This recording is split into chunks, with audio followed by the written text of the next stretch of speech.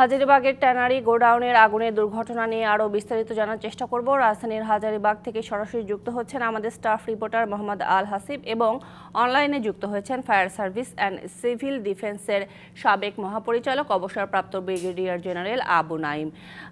আমরা একটু প্রথমে আমাদের রিপোর্টারের কাছ থেকে ঘুরে আসতে চাই। আপনি নিশ্চয়ই ভবনটিতে গিয়েছিলেন আগুন নিয়ন্ত্রণে আসার পরে, কি দেখলেন সেখানে গিয়ে? ধন্যবাদ সুরভি। আমি এই মুহূর্তে অবস্থান করছি পাঁচতলা ভবনে, অর্থাৎ হাজারীবাগের যেই ভবনটিতে আসলে আগুন লেগেছিল সেই ভবনের যেইখান থেকে আগুনের সূত্রপাত আপনাকে যদি একটু দেখাই, পাঁচতলা ভবনের এই ফ্লোর থেকে কিন্তু আসলে আগুনের সূত্রপাত। তবে কিভাবে আগুন লেগেছে সে বিষয়টিতে নিশ্চিত না হলেও এই জায়গাটি থেকে কিন্তু আসলে আগুন লাগে এবং এখানে একটু আপনাদেরকে দেখাচ্ছি সরাসরি যে এই প্রথমে দুটো দিকে যে আগুনটি লাগে, এরপরে কিন্তু আসলে এইখানে যে সকল অনেক ভারী ভারী মেশিন ছিল বা লেদারের যে মেশিনগুলো আসলে রয়েছে সেই মেশিনগুলোতে কিন্তু আগুন লেগে যায়। পরবর্তীতে এই জানালার যে অংশগুলো সেই অংশগুলো দিয়ে যখন ধোঁয়া বেরোতে শুরু হয় সেই পর্যায়ে কিন্তু আসলে আগুন নিয়ন্ত্রণে আনার জন্য প্রায় 12টি ইউনিটের চেষ্টায় 3 ঘন্টা পরে সে আগুন নিয়ন্ত্রণে আসে। আমি একটু সরাসরি আপনাদেরকে দেখাচ্ছি যে এই যে মেশিনগুলো আমার পাশে যে মেশিনগুলো রয়েছে এগুলো লেদারের মেশিন, অর্থাৎ চামড়ার মেশিনগুলো। এইগুলো দিয়ে আসলে চামড়ার যে জুতা বা ব্যাগ ট্যাগ তৈরি হয় এই মেশিনগুলোতেই মূলত আসলে আগুন লেগেছে। আমরা কথা বলছিলাম এমনটি যে আসলে এই মেশিনগুলোতে প্রায় 4-5 কোটি টাকার মূল্যের হয়ে থাকে। সেই মেশিনারিজগুলো যখন আসলে পুড়ে ক্ষয়ক্ষতি হয়ে গিয়েছে, তো সেখানে আসলে যারা এখানে ব্যবসা করতেন। এবং আরেকটি বিষয় জানাই যে এই যে ফ্যাক্টরিটি, এখানে শুধু একটি ফ্যাক্টরি নয়, এখানে অনেক ফ্যাক্টরি আছে। এছাড়াও এক একটি ফ্যাক্টরিতে প্রায় 40 জন 50 জন করে কিন্তু আসলে কর্মীরা থাকে। যেহেতু আজ শুক্রবার, সেহেতু কিন্তু আজ শুক্রবারের জন্য কিন্তু আসলে অনেক ছুটির দিন ছিল, সেই কারণে কিন্তু এখানে কেউ আসেনি এবং ছিলেন না, যার কারণে মানে কোনো হতাহত বা আহত নিহতের কোনো ঘটনা ঘটেনি। কিন্তু যারা আসলে কর্মীরা ছিলেন বাইরে বা যারা ফ্যাক্টরির মালিক বা যারা এই ফ্যাক্টরিতে আসলে কাজ করেন, তার প্রত্যেকেই কিন্তু আসলে খুবই শোচনীয় অবস্থার মধ্যে পড়ে গিয়েছে যে এত ক্ষয়ক্ষতি তারা কিভাবে আসলে পুরাবে। শুধুমাত্র যে আমরা পাঁচতলাতে আছি, পাঁচতলাতে নয়, এরপরেও কিন্তু 6 তলাতেও কিন্তু ভয়াবহ আগুন লেগেছে, যেখানে সমপরিমাণ কিন্তু আসলে ক্ষতিগ্রস্ত হয়েছে। এবং ফায়ার সার্ভিসের প্রায় 12টি ইউনিটের প্রায় 3 ঘন্টা লেগেছে এই আগুন নিয়ন্ত্রণে আনতে। এছাড়াও এখানে যারা স্থানীয়রা সহযোগিতা করেছে, এমনকি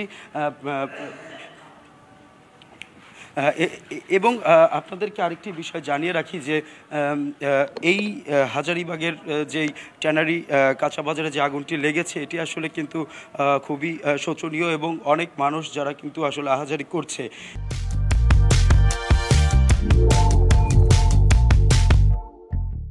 এবং সর্বশেষ আমি দেখাচ্ছিলাম আপনাদেরকে এই পাঁচতলায় যেখান থেকে আগুনের সূত্রপাত হয় ঠিক সেখান থেকেই।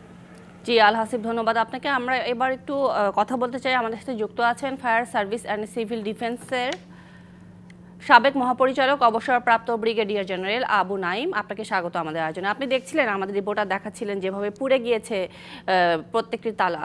এবং এই ধরনের ঘটনা প্রত্যেকবার এক একটি আগুনের এমন দুর্ঘটনা যখন ঘটে, আর আমরা প্রায় একই চিত্রই দেখি যে বিল্ডিং কোড না মেনে ভবন নির্মাণ, ফায়ার সেফটি না থাকা, ভবনের আশেপাশে পর্যাপ্ত জায়গা না থাকা সহ ইত্যাদি।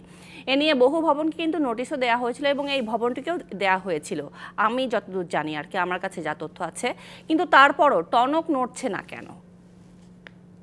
আপনি ঠিকই বলেছেন যে হাজারীবাগের মতো অনেক জায়গাতেও আছে, আর হাজারীবাগে বিশেষ করে আমার অভিজ্ঞতা থেকে আমি দেখেছি যে প্রায় প্রতি বছরে এমন বছর বোধহয় যায় না যেখানে হাজারীবাগে আগুন লাগে নাই।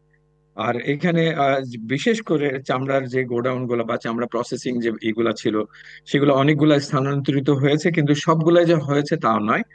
আর বিশেষ করে যে ঘটনাটা ঘটলো সেখানে যেটা আমরা দেখলাম এবং আমরা জেনেছি ফায়ার সার্ভিসের থেকেও, যে ওখানে কেবল মানে চামড়ার প্রসেসিং ই নয়, চামড়া ওখানে জুতা বানানো থেকে শুরু করে আরো কিছু ফ্যাক্টরি ছিল, যেমন প্লাস্টিকের ফ্যাক্টরি ছিল, এবং ওই সবগুলাই কিন্তু উচ্চ দাহ্য বস্তু। তাই সেই হিসাবে একটা 7 তলা ভবনে ন্যাচারালি কোনো না কোনো সময় তো আগুন লাগতে পারে, এবং সেটার ব্যাপারে যে ন্যাচারালি এখানে যে প্রোটেকশন থাকার কথা ছিল সেখানে ছিল না, এটাই আমরা দেখেছি।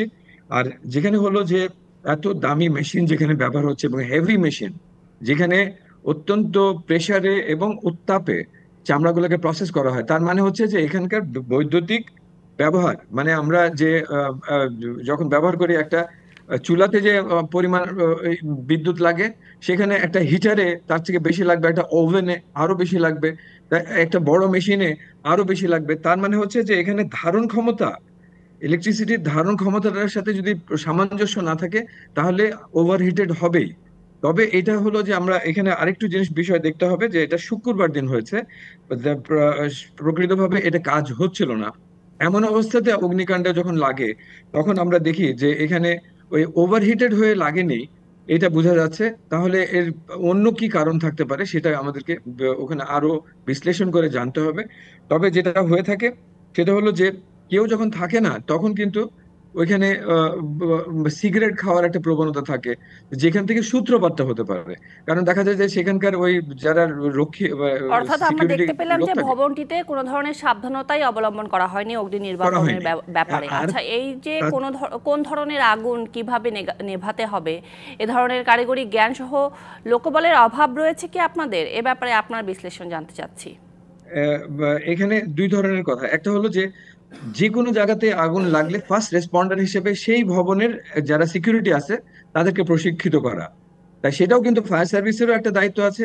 আর যারা সে মালিক ভবনের মালিক যারা আছেন তাদেরও দায়িত্ব আছে, তাদের প্রশিক্ষণ দিবেন, এবং ফায়ার সার্ভিসকে ডেকে যদি প্রয়োজন হয় তাদেরকে প্রশিক্ষণ দিতে বললে তারা শিডিউল করে কিন্তু দেয়।